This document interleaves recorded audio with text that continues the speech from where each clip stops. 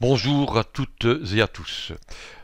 Je vous propose en 4 parties de revisiter un peu cet important problème que constitue la mortalité embryonnaire, cause majeure s'il en est d'infertilité.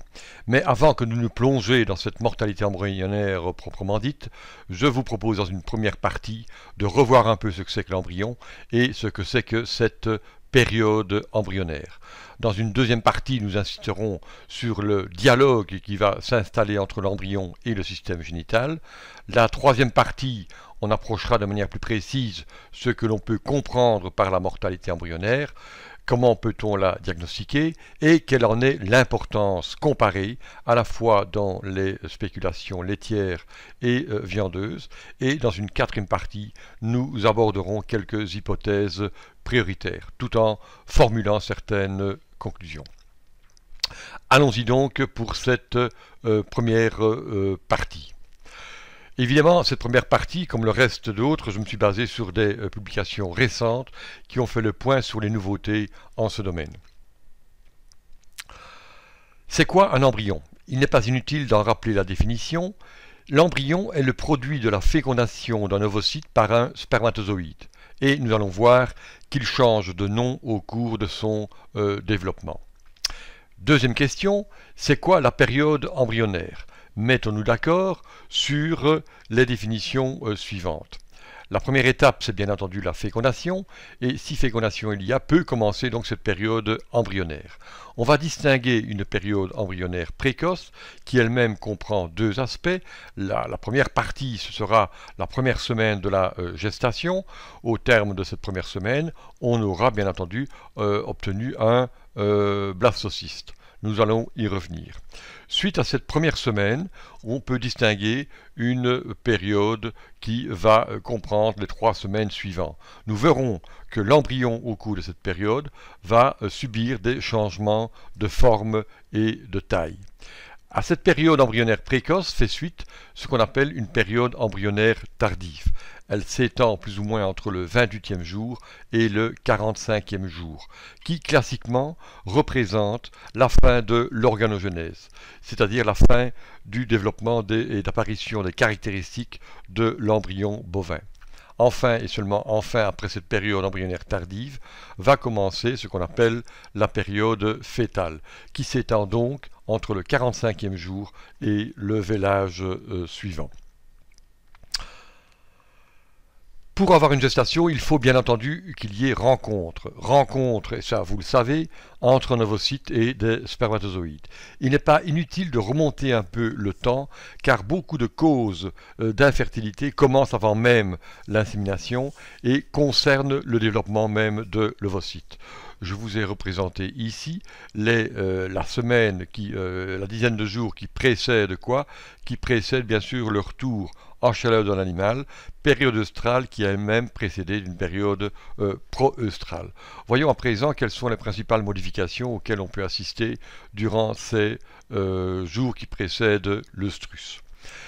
C'est au cours de cette phase que va émerger bien sûr la deuxième vague de croissance folliculaire, qui concerne le développement, le recrutement des follicules, leur sélection et puis la phase de croissance proprement dite.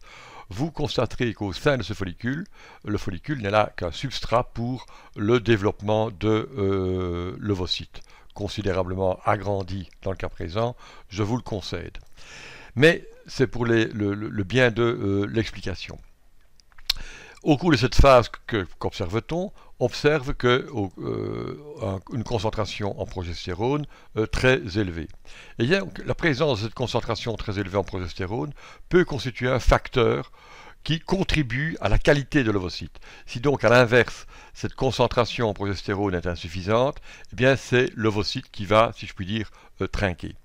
Cette présence d'un taux élevé est suivie bien entendu d'une diminution de cette progestérone. Et voici un autre facteur qui peut influencer la qualité de l'ovocyte. Si cette diminution n'est pas suffisante, autrement dit, si pendant la phase ici œstrale et proœstrale, les concentrations en progestérone sont encore trop peu élevées, on peut y trouver la cause là d'un manque de qualité de cet ovocyte. Cette diminution, et vous le savez, de la progestérone, bien entendu, résulte de l'apparition, bien sûr, de l'augmentation d'une synthèse des prostaglandines d'origine endométriale.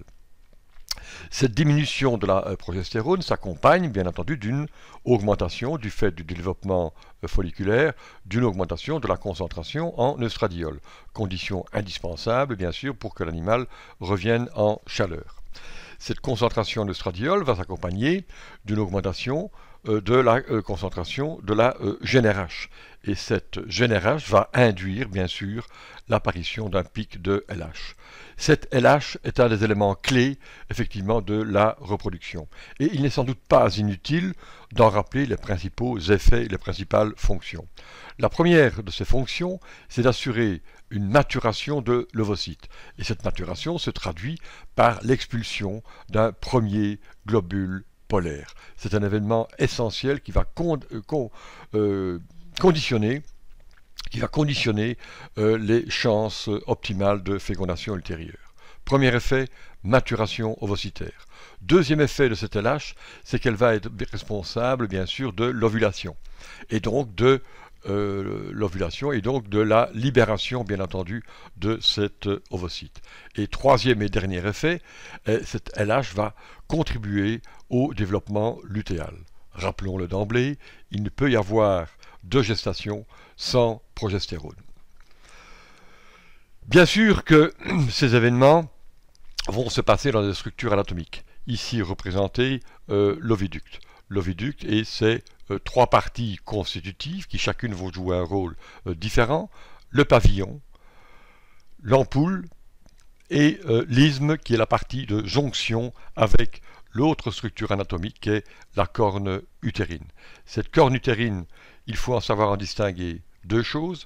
D'une part, le corps utérin et d'autre part, la corne utérine proprement dite. Voilà le site de la rencontre. Et donc, intéressons-nous quelques instants maintenant à la deuxième composante, bien sûr, nécessaire à une fécondation, à savoir les spermatozoïdes. Et ces spermatozoïdes vont, lors de l'insémination artificielle, être déposés au niveau du corps utérin. C'est une condition indispensable qui conditionne là aussi la fertilité, bien sûr, des animaux. Une fois déposés, ces spermatozoïdes vont migrer au cours des heures suivantes, migrer du corps utérin, vont migrer au niveau de la corne. Et vont migrer au niveau de la corne pour se retrouver bien sûr au niveau de l'oviducte. Lors de leur passage dans la corne, ils vont y déclencher un afflux de PMN, ces PMN vont éliminer les plus malchanceux, les plus fragiles de ces spermatozoïdes et les éliminer. Arrivés au niveau de l'isthme, ces spermatozoïdes vont se blottir quelque part pendant quelque temps dans des réservoirs.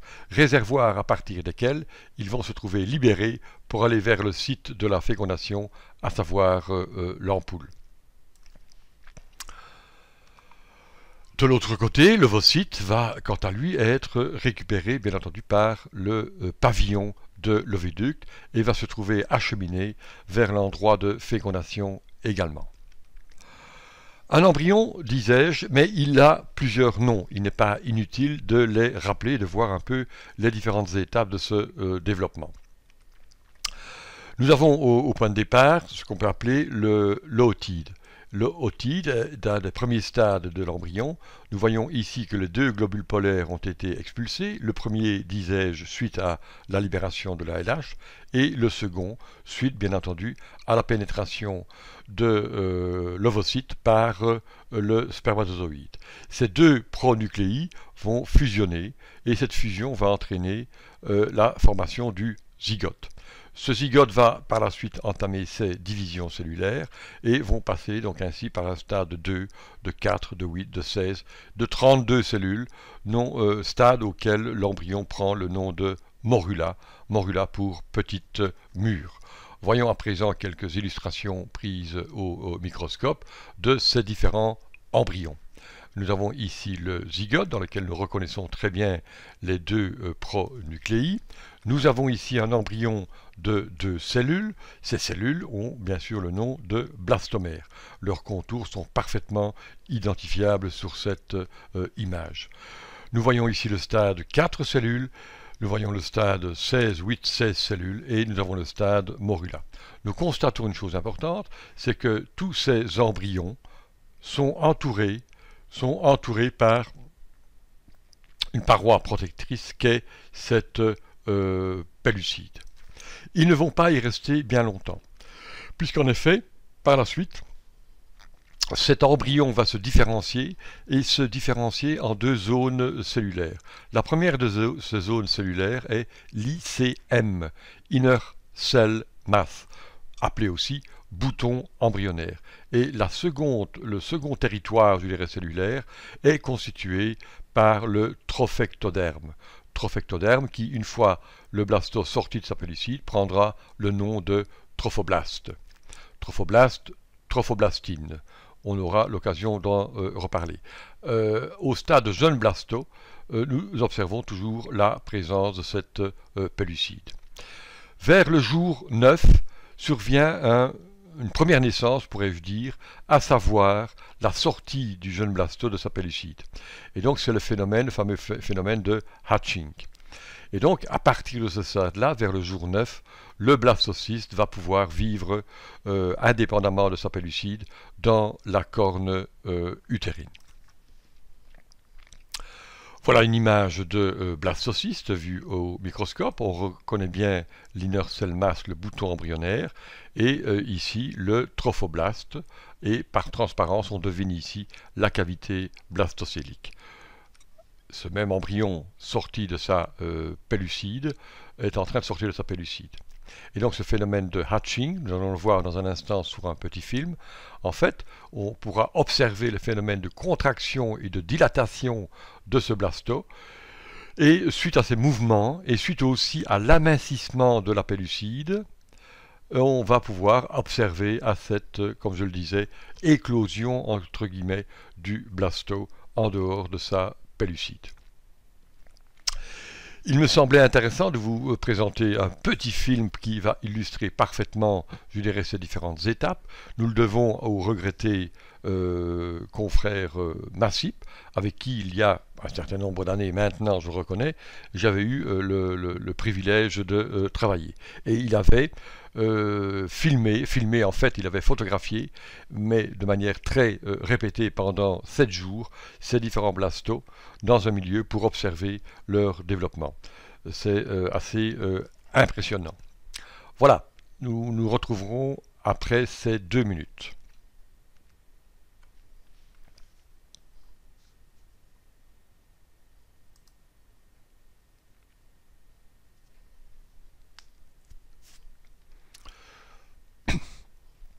Pour le moment, il ne se passe pas grand-chose. Nous voyons cependant que certains blastos sont en train de se diviser. En voici un exemple. Et nous observerons au cours du temps que ce phénomène de division ne concerne pas tous les blastos. Il y a qui se divisent plus vite que d'autres. Et ça introduit une notion extrêmement importante de synchronisme entre le stade de développement du blasto et le stade de développement de la corne utérine qui va les accueillir. Vous allez voir que certains d'entre eux vont commencer à prendre une taille plus conséquente et vont tout doucement s'orienter vers des phénomènes de contraction et de phénomènes d'expansion dont je vous parlais. En voici un exemple. Gardons-le à l'œil, mais il n'est pas le seul.